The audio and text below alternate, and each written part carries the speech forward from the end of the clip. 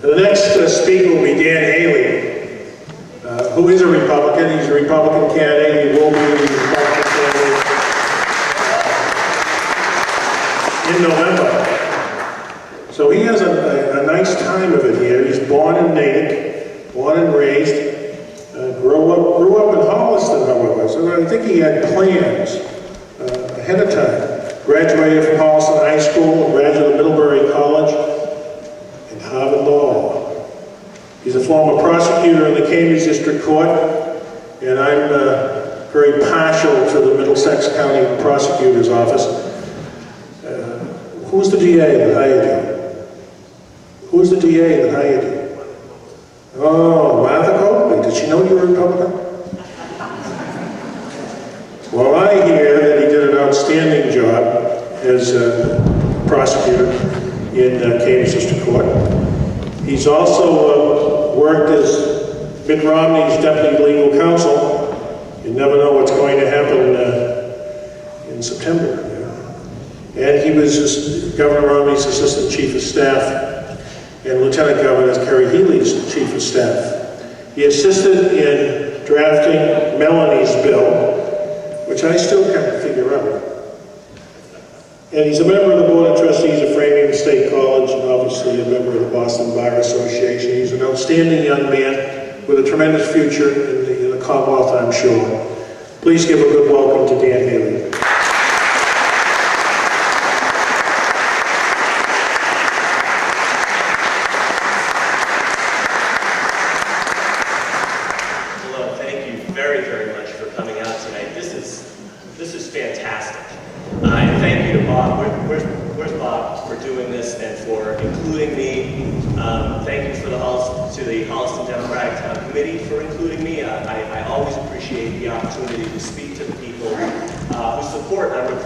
In November. I will be on the general election ballot. I don't have opposition in the primary.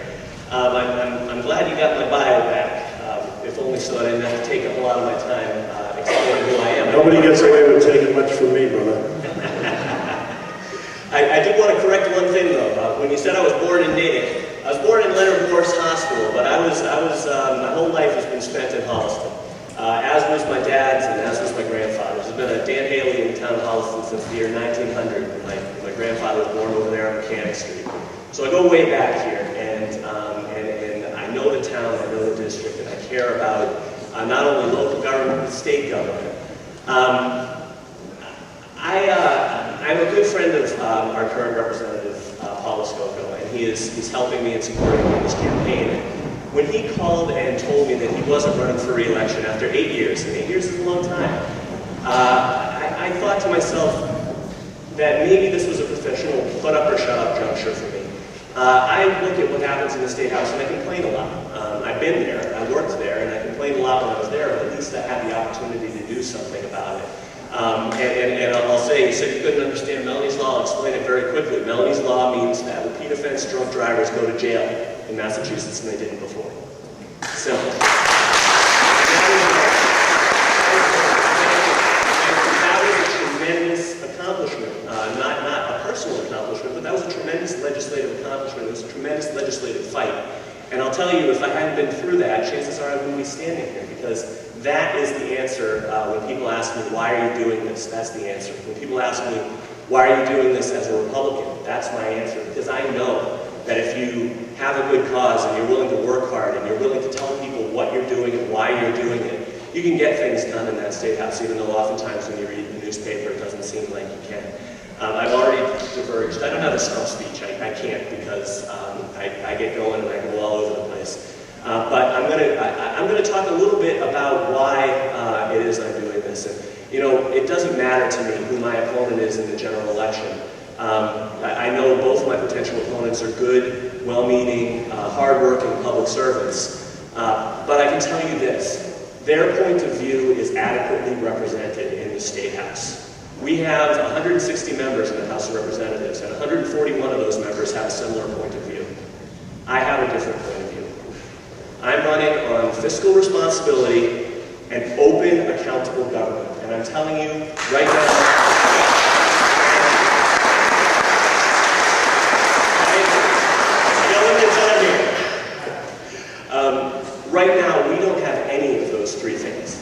Massachusetts. And that's not just an assertion, folks, that's a fact. And if you read the newspaper, you know that's a fact.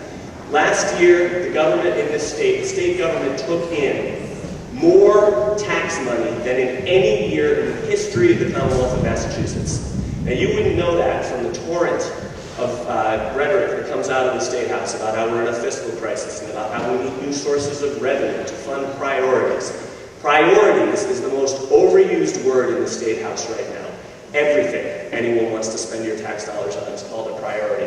And of course, if everything's a priority, then nothing's a priority. And I'll tell you something, I believe there are certain priorities for state government. They ought to fund public education. They ought to fund public safety. They ought to fund transportation and infrastructure. Those are governmental priorities, and we're falling short. While we spend, last year the legislature spent $1.2 billion more than they budgeted. And yet here in Holliston we had an override fight that pit neighbor against neighbor. And right now we're having contentious rhetoric go through the newspapers about how we're going to get our children to school, because now there's a bus fee, because the override failed. And the override was necessary because the state government didn't send enough money back here to fund local education. Now last year there was a bill proposed that said surplus money coming in over budget projections ought to be sent back to cities and towns. And at the time this bill was proposed, there was an estimated $450 million that was coming in over budget benchmark. Turned out that was more than double what actually came in. That bill, that proposal failed with only 24 votes in favor. If that had passed, $2.5 some odd million more, just off that $450 million, would have come back to the 8th Middlesex District. And Holliston wouldn't have been fighting over an override. And we wouldn't be fighting over who can afford $400 per child to send their kid to school. I just got my time up, and I went off my talking points. These are worthless to me. But I will tell you this very quickly. To the extent I have a shtick, it's this. As I'm talking to people, I'm running as a Republican, that's what I am, but my issues are not partisan, and they're not ideological, they're common sense. And I know that you're here tonight on this rainy Friday night because you care about good government. You care about open government. You want your government to be accountable to you. And right now we don't have that in Massachusetts. I will answer your questions. I will answer them honestly because, quite frankly, this isn't something that I need to do, and it's not something I want to do for my whole life. I'm not going to go put down roots and stay there clinging until I shuffle off this mortal coil. I want to go make a difference. I want to go do a few good things, and then I want to let somebody else have a chance. So I will answer your questions, and I'll tell you exactly what I think. I'm not going to try and gauge what you want me to say. And people have been reacting well to that. Democrats, Republicans, unenrolled. So thank you so much for coming. Thank you for being here. Thank you for caring. And I agree. You've got to ask for the vote. So I'm asking for your vote. I'm asking for your support. I'm asking if you liked what you heard tonight, please spread the word. Thank you very much.